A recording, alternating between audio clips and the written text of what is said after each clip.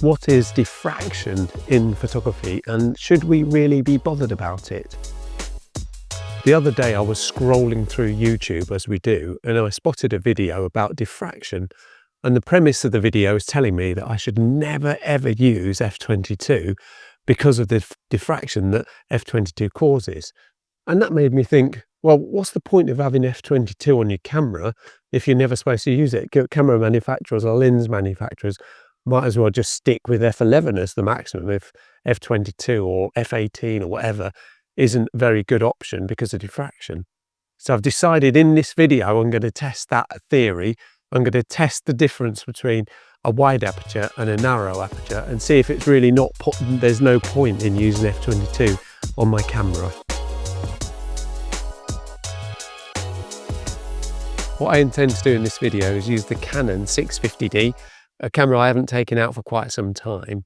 Use this to take a few test shots. So I'll find a composition here in Lincoln and I'll try to take a couple of shots at different apertures, for instance f4 and f/22. I'll take those images back home and we can have a look at those together and we can see if diffraction really is a problem and if it is something that you need to avoid by using f/22. And hopefully when I get back as well, I'll try and in my house try to explain how diffraction occurs and why it occurs, if I can get my head around it, and try to explain that to you. But first I'll try and find a photo here in Lincoln and I'll try and find something I can use to demonstrate diffraction. I really like the look of this Elizabethan building behind me. I'm not quite sure if it is Elizabethan or what its age is. I think it's a really nice looking building, but maybe it's not giving me enough contrast really to be a good candidate for my f/22 diffraction image. But I just like looking at that anyway. I might take its picture anyway. So for this image, I've got the Canon 650D. I've gone f4. It's giving 1/30 of a second, and I'm on aperture priority. It's on base ISO, which is 100. And when these people go out, I will take this shot. And all these people, I'm using this railing here just to give me a bit of foreground, to point your eye towards that building there. I probably should get that chimney in at the top of the chimney in the building as well. That just to tidy it up now. That's simple as that. All these cars going past. I'm going to take this shot now and I'll show you the shot when I've taken it. There's lots and lots of people walking in and out of my shot. I'll take one now with those girls in. Oh no, I won't because there's a live view. Take one now. Oh, they're in there, they're at the end. I'll take another one just to get one clean. There you can see. I've only got 43 shots on this card, which is nice. Look, 42 now.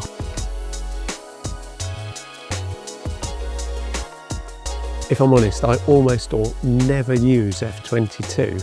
I always stick to f4, f/11.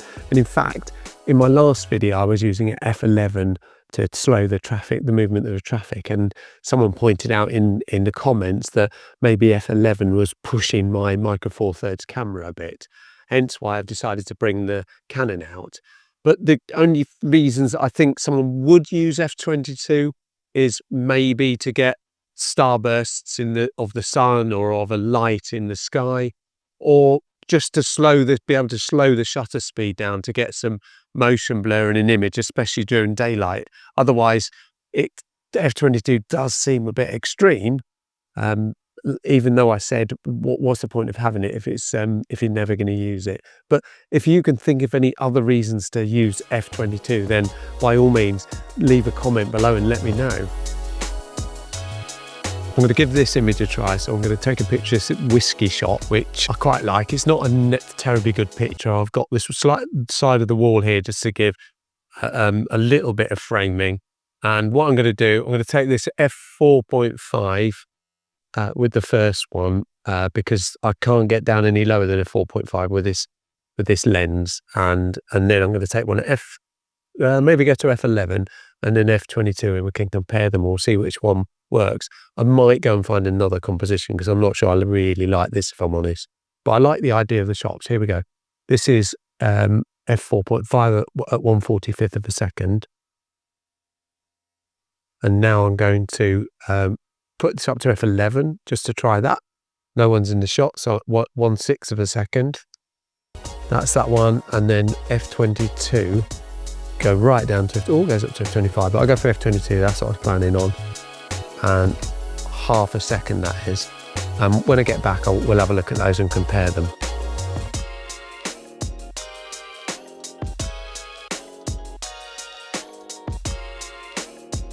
I think I'll take a picture of the Wonky House behind me. It's not a picture I've taken for quite a while, and it looks like the wooden framing has been whitewashed, which is a bit of a shame, so it loses that contrast in the wall. But I'll give it a go anyway and go for f4 and f22, and we can see what the difference is. This is my first shot of the Wonky House, and I've gone for f4.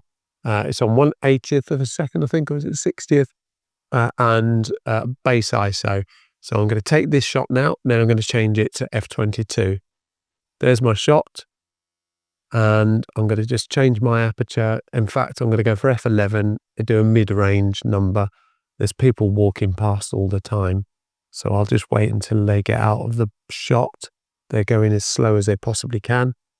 There they go, they've gone. And that's f11, 1/16th of a second. And then I'll go down to f22 and take that. That's just over half a second. Let's get back in the hutch and we will have a look at those.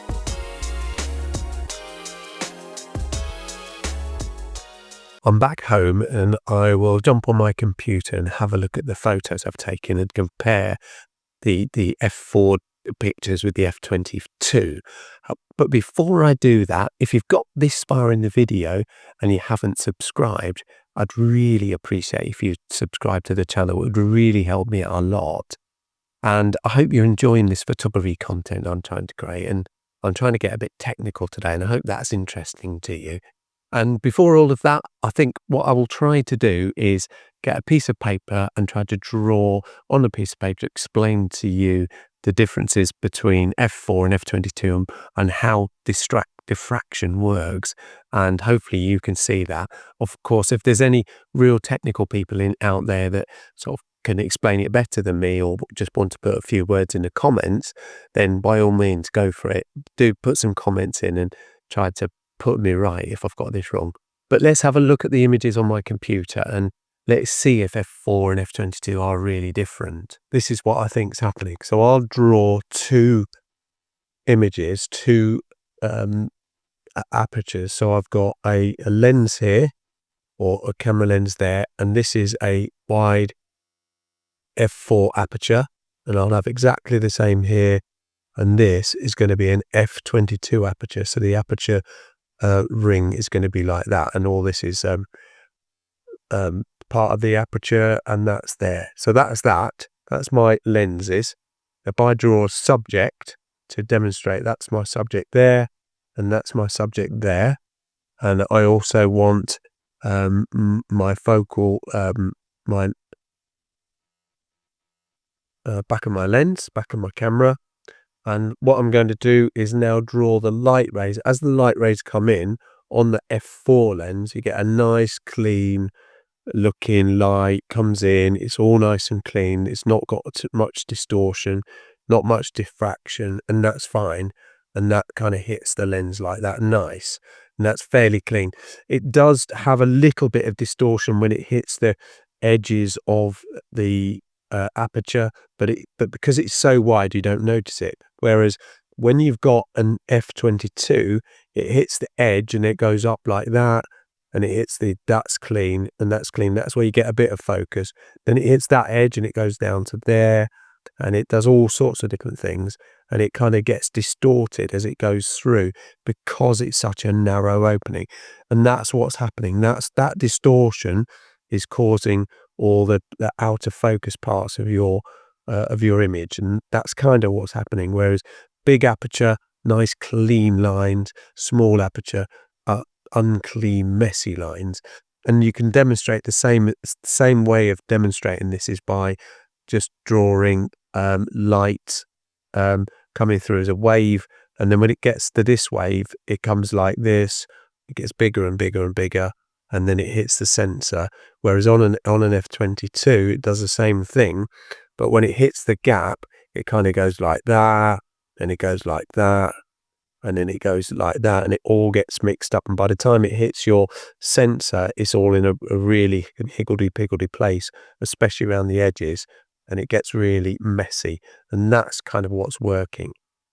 Here I am on my computer, and I've got the first image I took, which was the Whisky Shop, and I've got two images side by side in Adobe Lightroom. This first image is the f4 image, and this second image is the f22 image. I've not really done anything to the images. I've just done almost an auto edit just to take the highlights down because it was overexposed a little bit, and just brought the shadows up just to make it a little bit pleasing. I know it really isn't the most interesting photo you've ever seen, but when I've looked at this before, I think it's going to show us quite nicely the differences between f4 and f22. I did focus on exactly the same place on the window, so the focus was not a problem. So if there is any differences in this image, it's down to the aperture only. So let's have a look. This is the f4 image, and if I focus on or look at the word shop, this is 100% for this image and 100% for that image. This image is f4, and I think that's reasonably sharp. The word shop is reasonably sharp. And then if we look at this image, which is f22, this isn't sharp at all. As you can see, it's really soft. The word shop is, compared to that, is extremely soft. So I think that is definitely a score 1-0 to the f4 image, definitely, because that's so much sharper. And that, in just that one image, proves to me that ideally you don't want to be using f22, and that diffraction does have a big impact on the sharpness of your image. Now, this is the second image I took. So this was the Wonky House, and I've just gone to 100%, and I'm just looking at this sign on the wall, Christ's Hospital Terrace, which is that road beside the Wonky House.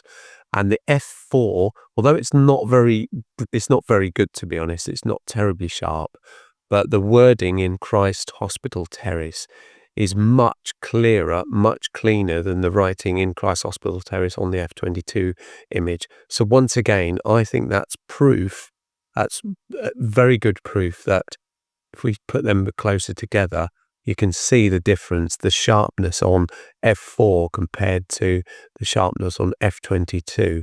It's obvious. So yeah, that's my conclusion. If you're ever tempted to use f22, which you might want to do for a few different reasons, I would recommend do it lightly, because you're likely to get soft images throughout. And if you can avoid it, go as far as f11. You might be able to go a little higher than that, but I've got a feeling that diffraction really starts to sort of magnify once you go past f11. But as I said, you might want to use a narrow aperture to get star bursts, etc., and that might be your only option.